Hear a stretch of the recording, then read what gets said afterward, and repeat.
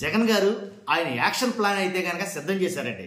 ఆయన action plan మనం మామూలుగా ఉండబోతాం. ఎలా అంటే ఒక వేరే లెవెల్లో అయితే కనుక సంక్రాంతి నుంచి జనవరి నుంచి సంక్రాంతి నుంచి వైఎస్ఆర్సీపీ పార్టీకి ఫుల్ జోషులు అయితే కనుక ఉండబోతుందని అయితే చెప్పాలి. ఎందుకంటే దానికి తగ్గట్టుగా ప్రణాళికలు అన్నీ సిద్ధం చేసేసారు జగన్ గారు.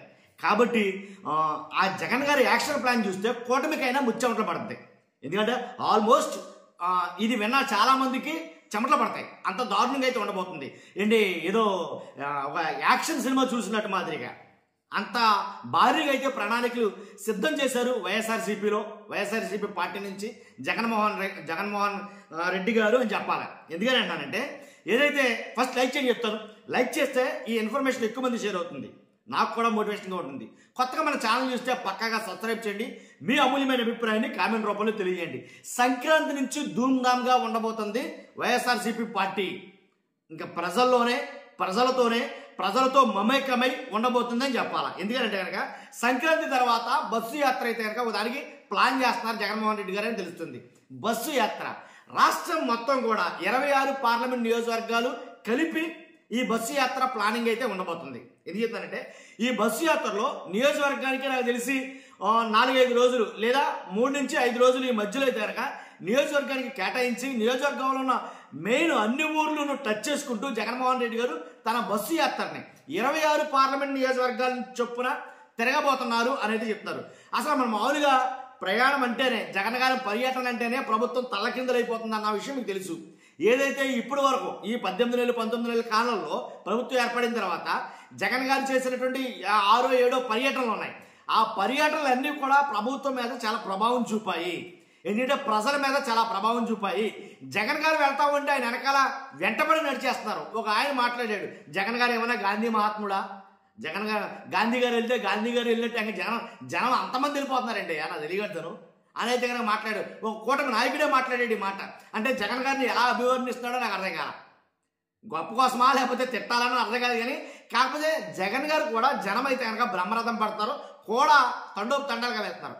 దాన్ని అంటే జస్ట్ 6-7 పర్యటనలకే ప్రభుత్వం అతలాకుతలం అయిపోతే ఇక మీదట అంటే 2026 జనవరి నుంచి పర్యటనలు కాదు ఇంకా బస్సు యాత్రలు ఇలాంటి యాత్రలు చాలా ఉండబోతున్నాయి.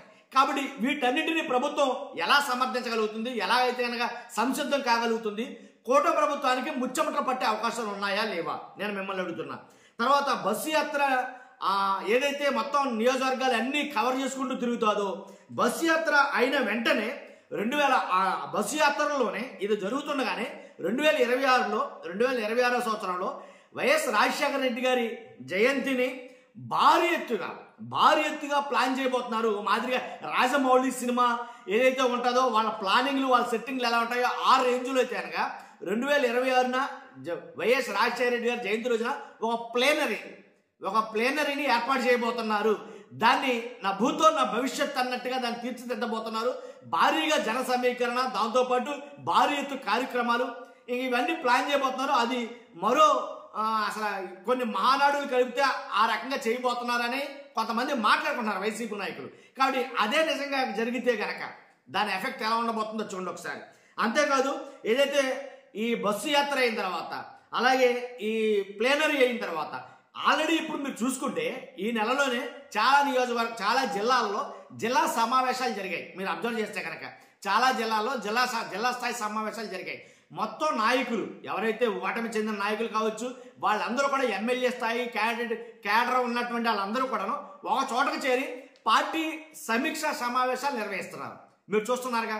కాబట్టి వీళ్ళందరూ ఒక ఎత్తు అయితే కనుక వీళ్ళు చేస్తున్న జిల్లా స్థాయి సమావేశాలు ఒక ఎత్తు అయితే వాళ్ళ నుంచి నియోజకవర్గాల నుంచి సైనికుల్ని ఎలా అంటే వైఎస్ఆర్సీపీ సైనికుల్ని ఏదైతే 2024లో ఓటమికి కారణమైన కొన్ని నియోజకవర్గాలు ఉన్నాయో దానికి సంబంధించిన కారణాలు ఉన్నాయో వాటన్నిటినీ ఎదుర్కోవడానికి సుశిక్షితులైనటువంటి సైనికులు తయారు చేస్తున్న వైఎస్ఆర్సీపీ నియోజకవర్గానికి కొన్ని వేల మందిని మొత్తం ఎంటైర్గా స్టేట్ వైడ్గా 175 నియోజకవర్గాలు గాను కొన్ని లక్షల మంది యువ సైనికులను అయితే తయారు చేయబోతుంది. ఎందుకంటే వాళ్లే పోలింగ్ బూత్లో ఉండేది, వాళ్లే పోల్ మేనేజ్మెంట్ చేసేది, వాళ్లే పోలింగ్ బూత్ ఏజెంట్లుగా ఉండేది. కానీ వీటన్నింటికి సరిపడా సంసిద్ధులుగా వాళ్ళు తయారు చేస్తుంటే ఆల్రెడీ తయారు చేసేసింది. కొంతమందికి ఐడెంటిటీ కార్డులు కూడా డిస్ట్రిబ్యూట్ చేశారు. కాబట్టి అంటే ఆల్రెడీ ప్లానింగ్లో ఉన్నారు. ఎలక్షన్ క్యాంపెయిన్ ఆల్రెడీ జరగకపోయినా, ఎలక్షన్ అనేది అసలు ఆ ప్రభావం లేకపోయినా ఆల్రెడీ సంసిద్ధులు అయ్యారని చెప్పాలి. ఎందుకంటే ఏదైతే పంచాయతీ అలాగే స్థానిక సంస్థలు ఎన్నికలు జరగబోతాయి, జడ్పీటీసీ, మున్సిపాలిటీలు, ఇవి రానున్న తరుణంలో ఎప్పటి నుంచి ఎక్కడి నుంచి డైరెక్ట్ అసెంబ్లీ ఎలక్షన్లకే రూట్ మ్యాప్ అనేది డిసైడ్ చేశారు అనేది చెప్పాలి.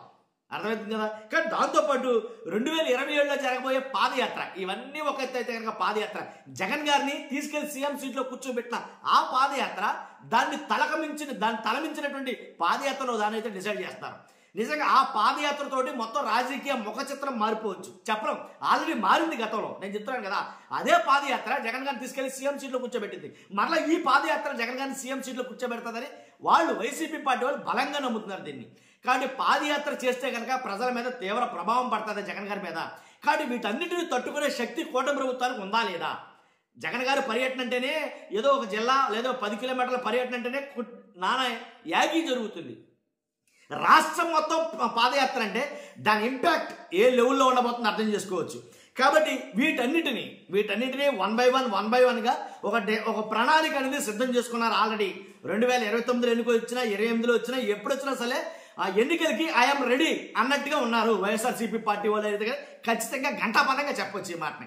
కాబట్టి ఖచ్చితంగా బస్సు యాత్ర, అలాగే ఏదైతే నియోజకవర్గాల్లో జిల్లా స్థాయిలో సమీక్ష సమావేశాలు ఆల్రెడీ జరుగుతున్నాయి కొన్ని. కాబట్టి ఇంకా జరగబోతున్న రానున్న రోజుల్లో 2026 జనవరి నుంచి మొత్తం వైఎస్ఆర్సీపీ పార్టీ దానికి బూస్ట్ అనుకోవచ్చు, మీరు జోష్ అనుకోవచ్చు, మొత్తం చేంజ్ అవుతుంది అని అయితే కనుక ఖచ్చితంగా సంకేతాలు వెలువడుతున్నాయి. అలాగే కానీ జగన్ గారు ఇక మీదట ప్రజల్లోనే ఉండబోతున్నారు. ఏదైతే గ్యాప్ అనేది వచ్చిందో 2024కి ముందు జగన్ గారికి కార్యకర్తలకు ఏదైతే గ్యాప్ వచ్చిందో ఆ గ్యాప్ ప్రభావం ఎంత దారుణంగా పడిందో, అలాగే 2024కి ముందు జగన్ గారికి ఎమ్మెల్యేలకి మధ్య ఎంత గ్యాప్ అయితే వచ్చిందో ఆ గ్యాప్, ఇలాంటి గ్యాప్లన్నీ కూడా ఫుల్ఫిల్ చేసుకోవడానికి జగన్మోహన్ రెడ్డి గారు ఆల్రెడీ నోట్ చేసుకున్నాడు, రికగ్నైజ్ చేశాడు. కాబట్టి కార్యకర్తలతో జగన్తో కార్యకర్తలు అని అంటున్నారు. కాబట్టి ఇదంటే జరగబోతుంది. మీ అభిప్రాయం ఏంటో ఖచ్చితంగా కామెంట్ రూపంలో తెలియజేయండి. ఫస్ట్ అయితే లైక్ చేయండి, కొత్తగా మన ఛానల్స్ పక్కాగా సబ్స్క్రైబ్ చేయండి. Thank you very much.